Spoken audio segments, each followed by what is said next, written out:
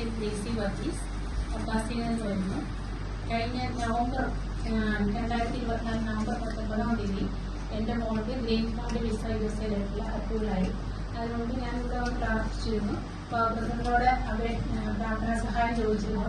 9 ആഴ്ച സ്റ്റോമാനെ കൂടുവാനും പറഞ്ഞിരുന്നു. ഞാൻ 4 ആഴ്ചയെ കൂടിയുള്ളൂ, ബാക്കി 5 ആഴ്ച ഞാൻ ഓൺലൈനിലാണ് കൂടിയത്. ഏപ്രിൽ മാസത്തിൽ അവർക്ക് അങ്ങോട്ട് പോകുവാൻ സാധിച്ചു. ഞാനൊരു സാക്ഷ്യം. രണ്ടാമത്തെ സാക്ഷ്യം, കഴിഞ്ഞ ഫെബ്രുവരി 26 എനിക്ക് പെട്ടെന്നൊരു പനിയും വയറിട്ട് വേദനയുണ്ടായി. പുതിയെന്ന് കാണിച്ചപ്പോൾ UTI ആണെന്ന് പറഞ്ഞു, യൂറിനറി ഇൻഫെക്ഷൻ ആണെന്ന് പറഞ്ഞു. ക്ലിനിക്കിലാണ് കാണിച്ചത്. അവർ കൾച്ചർ എടുത്തപ്പോൾ ബർവാനിയിലോട്ട് റെഫർ ചെയ്തു.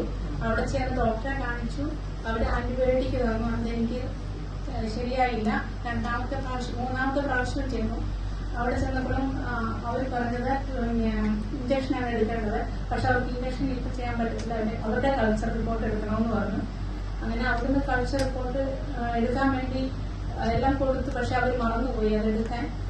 ഞങ്ങൾ തിരിച്ചു പോകും, ഞങ്ങൾ എടുക്കുന്നാണ് ഓർത്തത്. തിരിച്ചു വീട്ടിലോട്ട് വന്നു. 11 ദിവസമായിട്ട് ഞാൻ റിക്കവർ ആയില്ല. 11ാമത്തെ ദിവസം വെളുപ്പിന് 5 മണിക്ക് എനിക്ക് ശ്വാസം കിട്ടാതെ വന്നു. ഞാൻ എൻ്റെ ആംബുലൻസ് റിപ്പോർട്ട് ചെയ്യണം. അവിടെ ചെന്നിരുന്നു. ഡോക്ടർ പറഞ്ഞു ലിവറിനും കിഡ്നിക്കും ഒക്കെ ബൾജായി, ഒത്തിരി സീരിയസ് കണ്ടീഷനായി പോയി. സംസാരിക്കാനൊന്നും വയ്യാതായിരുന്നു.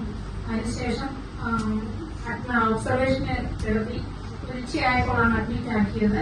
ഇപ്പോഴത്തേക്ക് എന്റെ സീരിയസ് ആയി പോയിട്ടുണ്ടെങ്കിലുള്ള എനിക്ക് സംസാരിക്കാനൊന്നും വൈകില്ലായിരുന്നു. എന്നെ നോക്കിയിരുന്ന സിസ്റ്റർ ഓടി വന്നിട്ട് എന്റെ തലയിൽ കൈ വെച്ച് പ്രാർത്ഥിച്ചിട്ട് പറഞ്ഞു, ഒന്നുമില്ല, മാതാവിന്റെ അനുഗ്രഹമുണ്ട്, മാതാവ് നിന്നെ കാത്തുകൊള്ളുമെന്ന് പറഞ്ഞു. അത് മുതൽ എനിക്ക് വിശ്വാസമായി. മാതാവ് എന്നെ കാത്തുകൊള്ളുമെന്ന് പറഞ്ഞ ആ വാക്കിൽ എനിക്ക് വിശ്വാസം വന്നു. അതിന് വൈകുന്നേരമായപ്പോ ഞാൻ എന്റെ കസിനെ വിളിച്ചു പറഞ്ഞു, ബാബുനോട് എന്നോട് പ്രാർത്ഥിക്കാൻ, എനിക്ക് വേണ്ടി പ്രാർത്ഥിക്കാൻ പറയണമെന്ന് പറഞ്ഞു. അവർ പറഞ്ഞു ഒരു സാക്ഷ്യം പറയാനുണ്ട്, പറഞ്ഞില്ലായിരുന്നു സിസ്റ്റർ എന്ന് പറഞ്ഞു. ഞാൻ പറഞ്ഞു ഞാൻ പറയാം, എനിക്ക് റിക്കവർ ആകാൻ വേണ്ടി എനിക്ക് പ്രാർത്ഥിക്കണമെന്ന് പറഞ്ഞു. വൈകുന്നേരം മുതൽ എനിക്ക് ജീവൻ വെക്കാൻ തുടങ്ങി. എനിക്ക് സംസാരിക്കാൻ കണ്ടിന്യൂസ് ഞാൻ സംസാരിക്കത്തില്ലായിരുന്നു. വെച്ച് വെച്ചാണ് സംസാരിച്ചുകൊണ്ടിരുന്നത്. അതെനിക്ക് കണ്ടിന്യൂസ് ആയിട്ട് ഞാൻ സംസാരിക്കാൻ തുടങ്ങി. പിറ്റേ ദിവസം മുതൽ ഞാൻ എഴുന്നേറ്റ് നടക്കുവാൻ തുടങ്ങി. ഞാൻ എഴുന്നേക്കത്തില്ലായിരുന്നു. അതിനുശേഷം 6ാം ദിവസം ഞാൻ ഡിസ്ചാർജായി.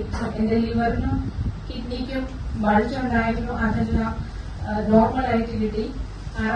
റെസ്റ്റ് എടുക്കണമെന്ന് പറഞ്ഞു. 1 മാസം ഞാൻ റെസ്റ്റ് എടുത്തു. ഒരു മരുന്നും വേണ്ടെന്ന് പറഞ്ഞു ഡോക്ടേഴ്സ്. റിക്കവറായി. ഞാനിപ്പോൾ എല്ലാ ഭക്ഷണങ്ങളും കഴിക്കും. എനിക്ക് എല്ലാ കാര്യങ്ങളും സാധിച്ചതിന് മാതാവിനും തിരുക്കുമാരും 1000 നന്ദി.